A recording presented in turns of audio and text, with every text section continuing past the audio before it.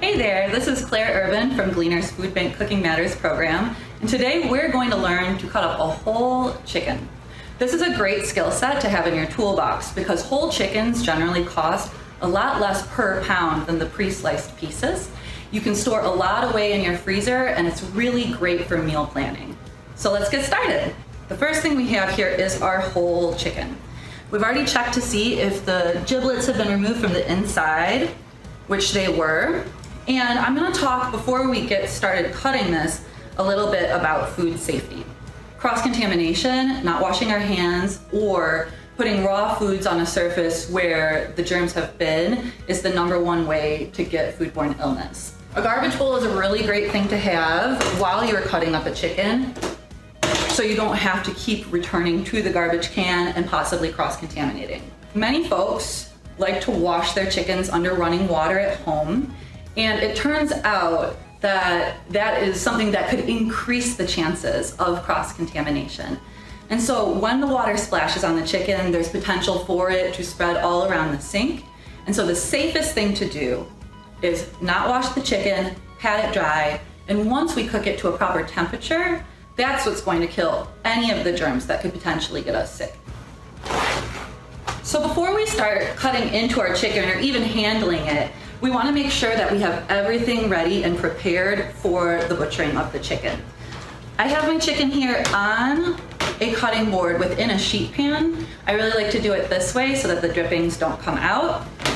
Underneath that, I have a paper towel so the sheet pan doesn't slide, and I also have a paper towel in between the sheet pan and the cutting board. We have where we're going to put the scraps for the chicken, which I'm going to, this is really cool. If you unroll it, or like kind of roll it like you're cupping a sock, you can prop that open like this, and you won't have to be touching the outside of the bag the whole time. Then finally, we have where we're gonna be putting our chicken pieces. And we're gonna be using some paper towel today. I'll let you know why that's so important later on. But I'm gonna go ahead and rip off some pieces that I'll need so I don't have to touch the whole roll while we're butchering this chicken.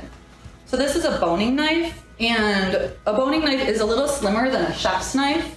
You can be using a chef's knife as well, but you'll be seeing that we're gonna be getting in between these joints, and so it makes a little more sense to use something that's kind of slim. Beforehand, I made sure my knife was very nice and sharp in order to do this safely. Let's look at the parts of the chicken here. We have 2 wings. We have the 2 legs. The breasts are at the front of the wings, and then this is the backbone right here. We're gonna take the chicken and we're going to flip it on its back. We're gonna use very gentle strokes here, and bit by bit the skin's gonna pull away. You can feel where the joints are, and you're gonna pull the leg and pop it out. Then, once again, moving away from ourselves, that's where like the thigh ends, and we're gonna go under the thigh meat. You can see where this bone ends.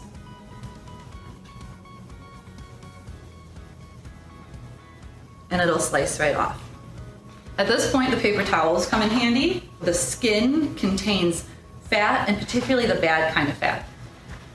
So we want to remove that to reduce the fat in our diet, and it becomes very easy when you do it with a paper towel. Then we have our convenient garbage bowl to toss that all in. Slice in very slowly so I can feel where that bone is, and go in between those joints there.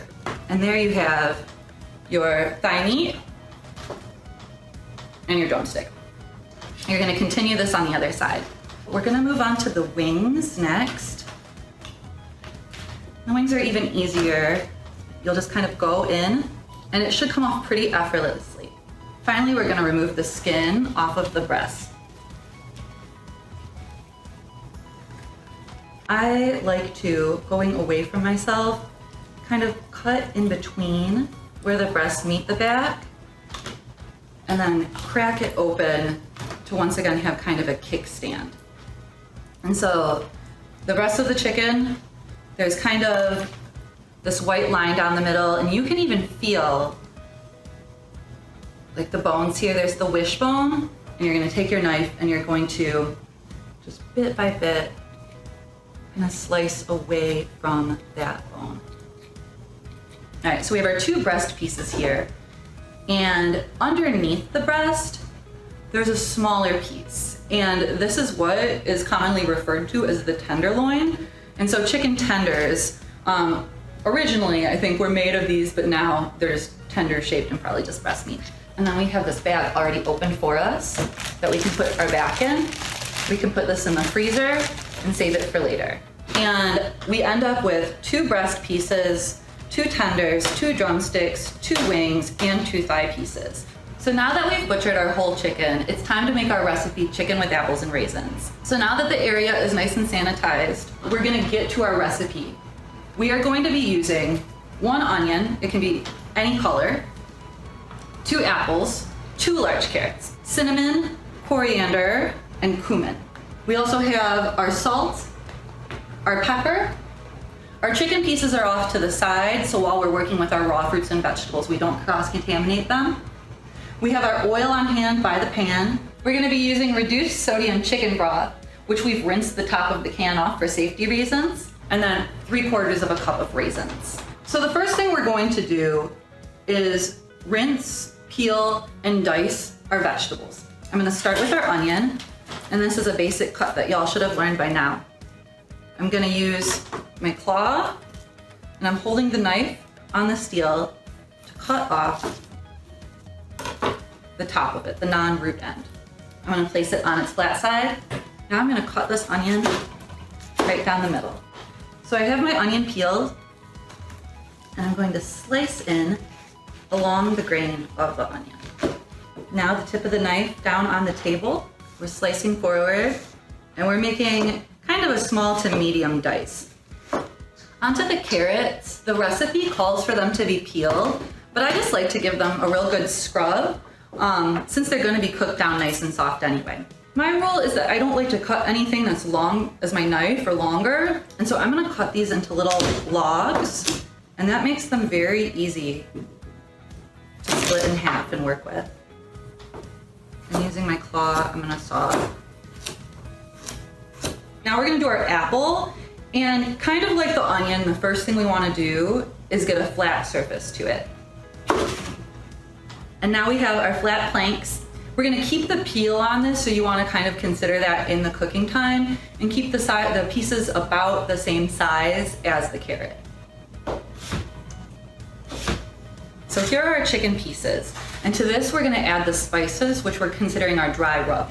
So we're going to use 1 teaspoon of ground cinnamon, 1 teaspoon of coriander, 1 teaspoon of cumin. When it says a 1/2 teaspoon divided, that means we're gonna take that half and turn it into 2 4th teaspoons. So to the chicken, I'm adding a 1/4 teaspoon of salt. And finally, we're gonna add in that 1/4 teaspoon of black pepper. So we're taking our spices and we're evenly coating the chicken. So our chicken pieces are nice and evenly coated. I'm gonna put those off to the side. And so the final step before we turn the stove on is making sure that we have our mise en place. And so as you may know, mise en place means to put everything in its place. And the reason for that is once we get that stove going, we don't want those small pieces of onion, carrot, apple burning up at all while we're measuring out the spices, while we're cutting up different ingredients. And so we're gonna assemble everything ahead of time, kind of like a checklist. So we have our mise en place to the side, all of our ingredients, and we're gonna turn our pan on and get it nice and hot. To the pan, we're gonna add 1 tablespoon of vegetable oil.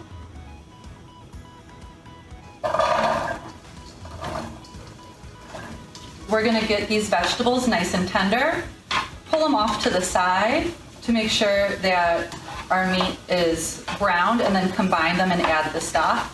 We're gonna turn off the stove, and we have a bowl nearby. We're gonna get every last piece out, and we're gonna use this pan to cook up the chicken. Turning our stove back on, we're gonna add 1 more tablespoon of our canola oil to the pan.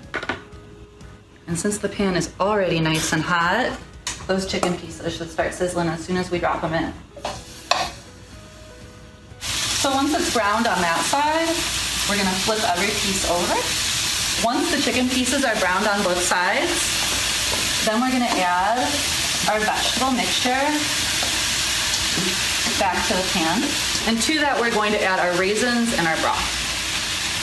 So that's our recipe, chicken apples and raisins. It's great topped with your favorite chopped herbs and nuts. And so I hope you enjoy. Thanks so much for joining us.